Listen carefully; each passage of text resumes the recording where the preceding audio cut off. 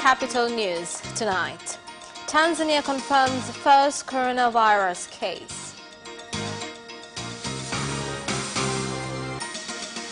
President Dr. John Magufuli suspends 12 engineers from TANROADS.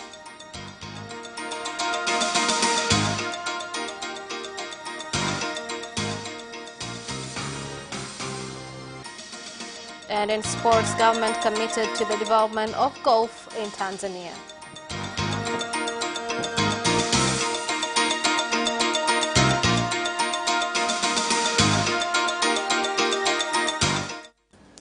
Good evening, this is Capital News at 9:30. My name is Khadija Zimbwe. First, the national news. The Minister of Health, Community Development, Gender, the Elderly and Children, Umi Mwalimu, has announced the first case of coronavirus, a 46-year-old Tanzanian woman who arrived in the country in Rwanda from Belgium. 15 Machi 2020 tulipokea msafiri Mtanzania mwanamke mwenye umri wa miaka 46 ambaye aliwasili nchini na ndege ya Rwandan Air akitokea nchini Ubelgiji. On 15th March 2020, we received a female Tanzanian aged 46 who arrived in the country on Rwandan Air from Belgium. When she was in Belgium, the host family's husband had been infected with coronavirus. That is why when she arrived, she stayed in isolation. In a hotel room, she did not want to mix with other people. Later, she went to Mount Mary Hospital, whereby samples were taken and it was tasted and confirmed that she was infected with the virus. And currently, as we speak, there are 144 countries in the world affected, and with 153,517 confirmed cases from these 144 countries. And just in the 24 hours prior to yesterday, there were about 10,982 new cases.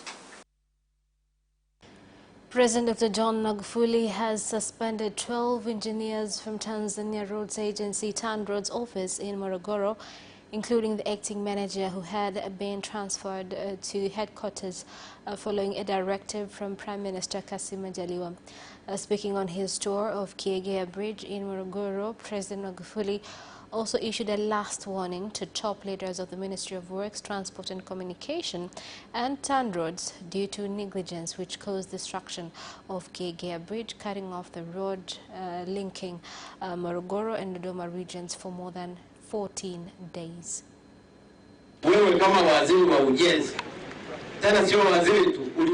As the minister in charge of construction, in addition, you used to be an engineer. How can you allow something like this to happen? Haikubaliki Mheshimiwa Rais, kilichokuwa kinatakiwa ni kumsimamisha kazi manager wa TANROADS. This is unacceptable, Honorable President. What was supposed to take place is to suspend TANROADS manager. Angie, wewe upo tu unamwangalia, maana yake ni kusimamisha wewe, si ndio? Nakupa uoni. Ili kitendo cha namna hii cha kipumbavu kisitokee tena katika watendaji ambao wapo chini yako. This must not happen again for officers below you.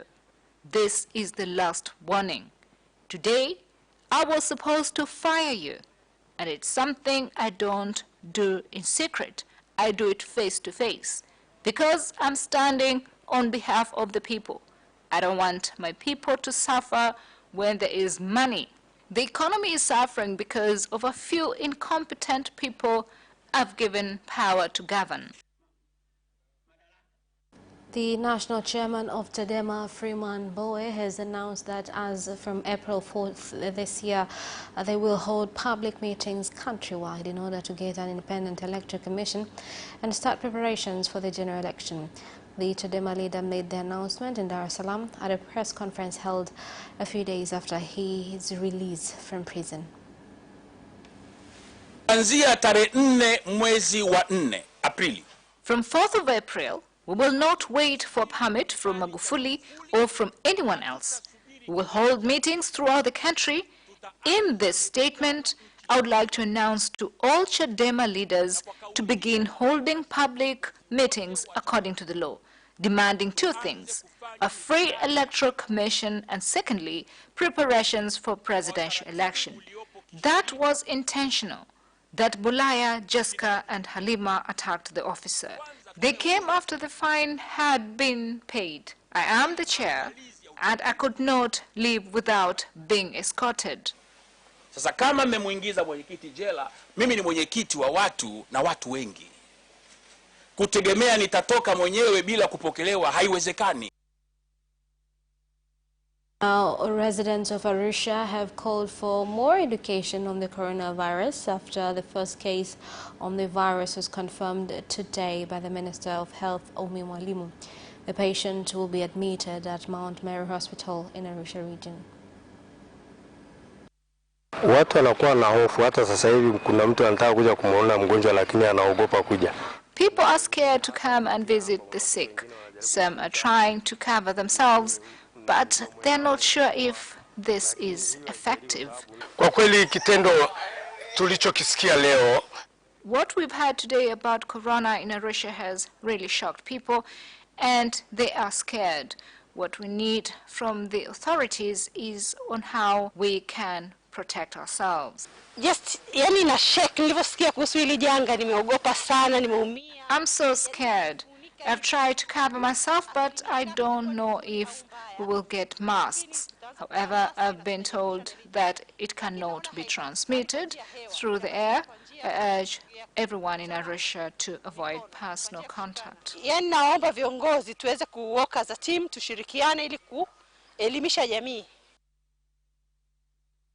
Lightning has killed a boy identified as Gerald Joseph, a resident of Rungwa Street, Kazima Ward in Panda Municipal, Katavi region, while sitting in the sitting room with his cousin during a heavy rain downpour.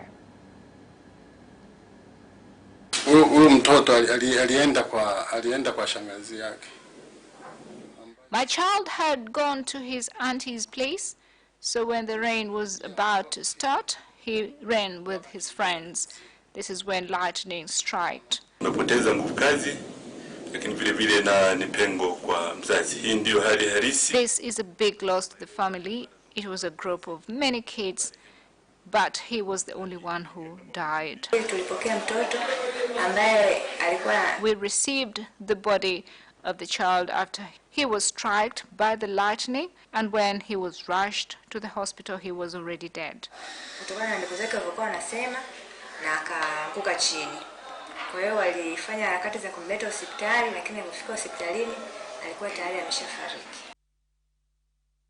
Some people with impaired vision in Tabora region have urged the government and development stakeholders to support special needs groups to address the coronavirus by providing them with information that can be understood by such groups. Walemavu ambao wanaongozwa na mtu mwingine. We've advised people with vision impairment to observe health practices. Even the guide must do the same. We've spoken to the immigration to assist us on issues relating to visitors coming through our borders. Wakati tunapolitafakari tatizo hili na kutekeleza maelekezo ya Mheshimiwa Rais. As we reflect upon this matter and follow on instructions given by Honorable President, we want every Tabora resident to take this seriously. If you see any visitor, please ask them where they are from. Mtakuwa mnatusaidia sana kama mtauliza swali unatokea wapi. Na ikiwezekana wakati mwingine hata kupata kitambulisho chake na vitu vingine. The Parliamentary Committee of Energy and Minerals has told the government to pay the claims of local contractors in the expansion of Kinyerezi 1 power generation project who had been working under Jacobson Electro Company before it became bankrupt. Ambacho tumeonyesha concern ni kwamba mkandarasi huyu wakati anafanya kazi, the contractor subcontracted to Tanzania contractors, but there were complaints that they were not paid. So we've instructed the government to make sure that they are paid because they took out loans of which interest is accruing. So it is right that they are paid quickly to protect their businesses. Mradi mzima ukikamilika kama nilivyotaja kuanzia Kinyerezi namba 1 mpaka Kinyerezi namba 4. Once complete, the project will generate 1,685 megawatts. This project uses gas.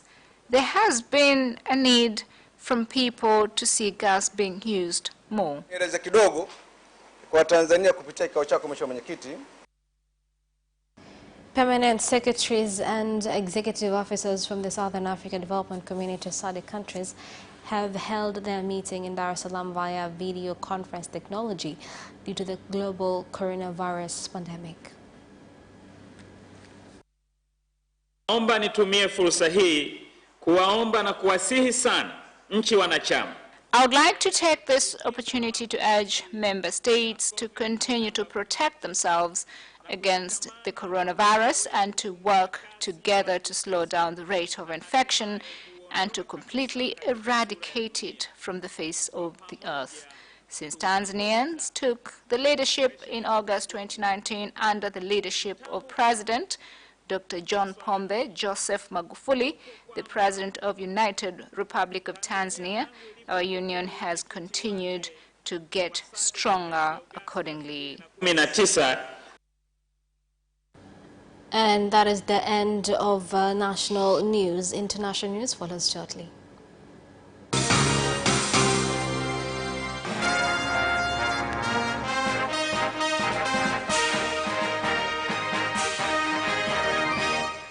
And in international news, Kenya has announced strict measures to curb the coronavirus, which include prohibiting entry to their country to all except citizens and residents and shutting down schools as the number of confirmed cases rose to 3.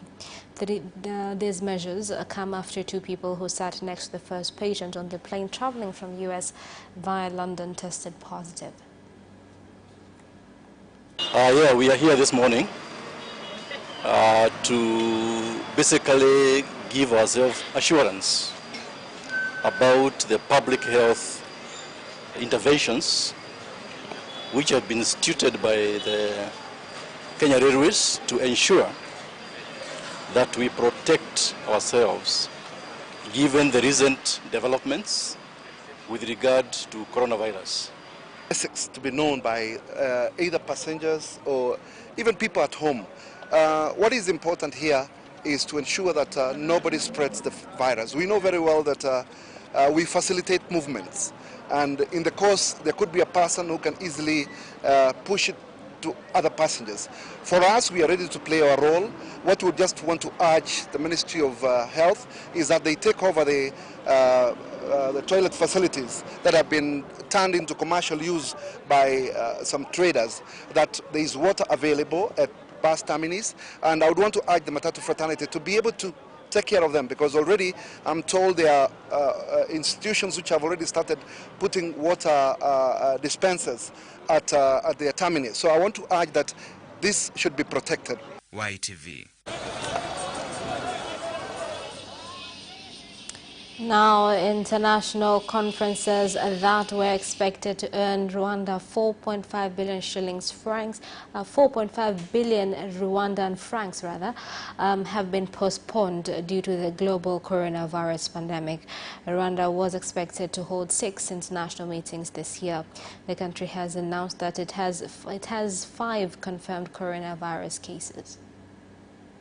Highly affected by coronavirus.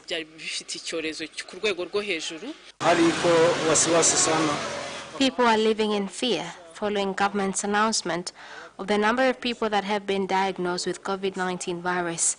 In the market, prices of commodities have gone up. Now, the government in North Kivu region, the Democratic Republic of Congo, has said that it has repatriated 1,500 Burundi nationals who had settled in Goma town without permits and established a church called the Virgin Mary. We are children of Mama Maria. We are pure Christians. Kwa jumla 1,500 people have been arrested and to be taken back to their home country. The repatriation exercise is mandatory since they have been living without permits. Kinshasa will continue having dialogues with Burundi to accept back their people. And for those who would like to seek asylum in DRC, then they need to follow procedures. And that is the end of international news. Business news follows shortly after this break. We'll be right back.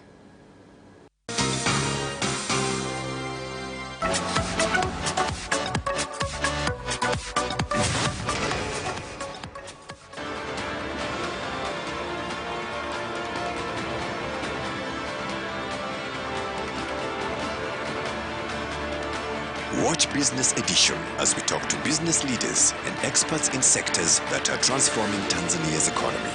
We believe that the driver is the customer. To change the mindset of traditional HR to the digitalization.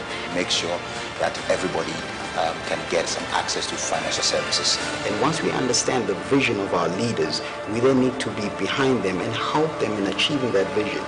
Business have involved mercantile operations, trade guilds, or shared agricultural production, infrastructure, construction, financial sectors, tourism, and mining. Business Edition on Friday at 8:15 p.m.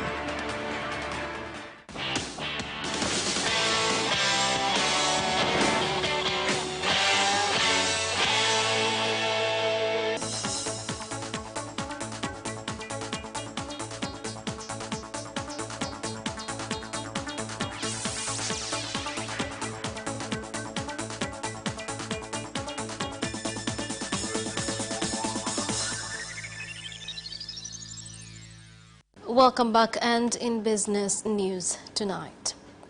Tanzania Ports Authority has formalized Mbweni Port in Dar es Salaam after it was alleged to have been used by tax evaders who smuggled their goods into the region. I urge people to use Mbweni Port. It is safe under the leadership of the District Commissioner and his security committee. I believe that people living along the ocean areas of Mbweni, Ununio, Kunduchi are willing for the small port to be built here so that it will be easy for you to transport your goods according to our laws. The government is reviewing regulations on transport charges for fish out of the country in order to prevent fish industries from incurring heavy costs due to the high charges. Taxes are high. We cannot compete with our fellows from Uganda. It is not easy for me to pay fishermen a good amount of money, something that is highly affecting Kagera region. The amount of taxes we charge are low comparing to our fellows from Uganda and Kenya. Let us not forget the fact that our taxation system needs amendments. Tanzania Revenue Authority, TRA, and health officials in Kahama District, Shinyanga region have detained the owner of the warehouse used for storing beverages after being found to sell drinks which have expired. We are working with the police force to carry out investigations because there are still some expired products found in our markets, where we have seized some products and fined 8 million shillings to the owner of this shop. I accept the fine of 8 million shillings because the inspectors have really found expired products in my shop. I urge the government to carry on with such visits of educating us on these matters.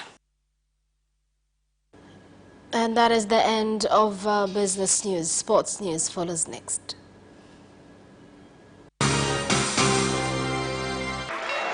Away first time, good start from Bolt.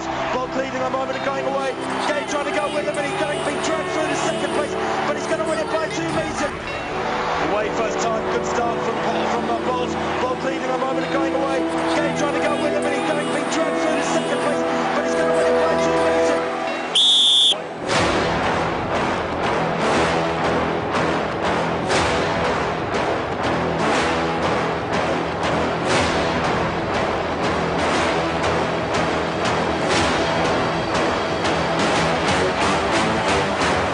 position, Joaquinho. He did lose some limb.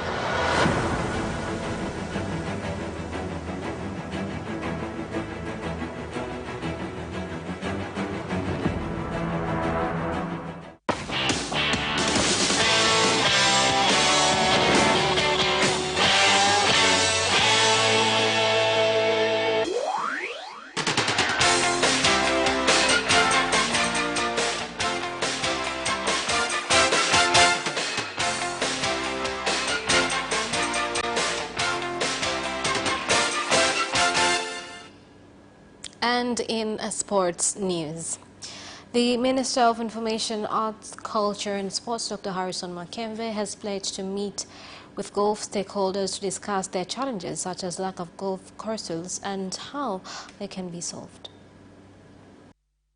Ni mchezo ambao wizara yangu kwa kweli. My ministry will make sure we concentrate on this sport. I'm happy that in construction of Dodoma City, we've thought of having golf courses everywhere. I think it is time for areas that have golf courses and there are settlements. If we get enough cooperation from Golf Union, for men and women, we can interfere and protect the areas because we need golf.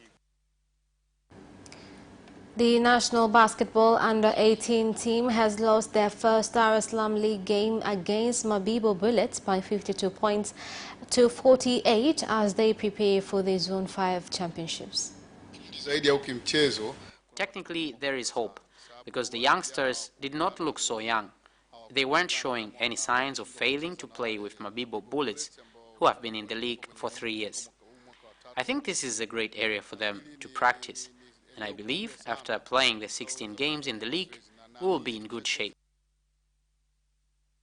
Bruno Fernandes has been named the Premier League Player of the Month for February following an exceptional start to life at Manchester United.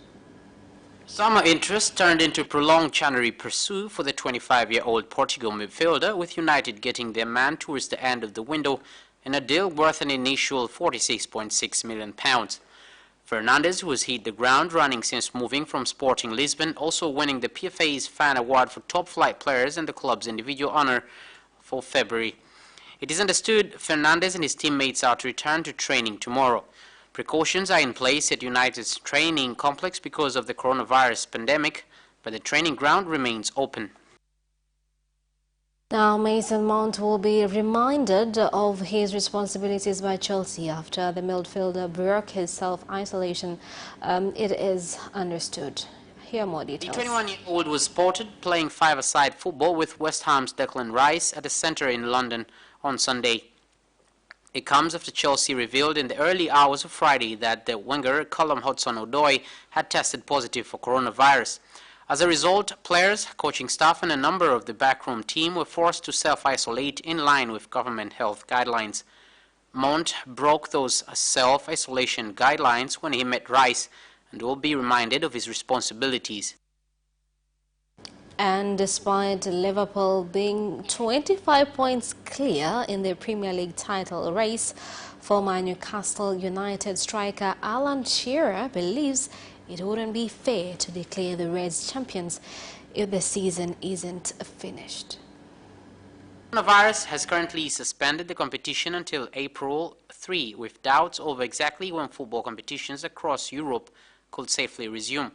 The uncertainty saw West Ham Vice Chairman Karen Brady recently state that the first thing to do will be to declare the current Premier League campaign null and void. While Shearer concedes such a call will be incredibly harsh on Jurgen Klopp's side, he stressed the fact that the Reds haven't yet accumulated enough points will make handing them the title premature. And that sports item ends our news bulletin for tonight. My name is Khadija Zimbwe. Thank you for watching and good night.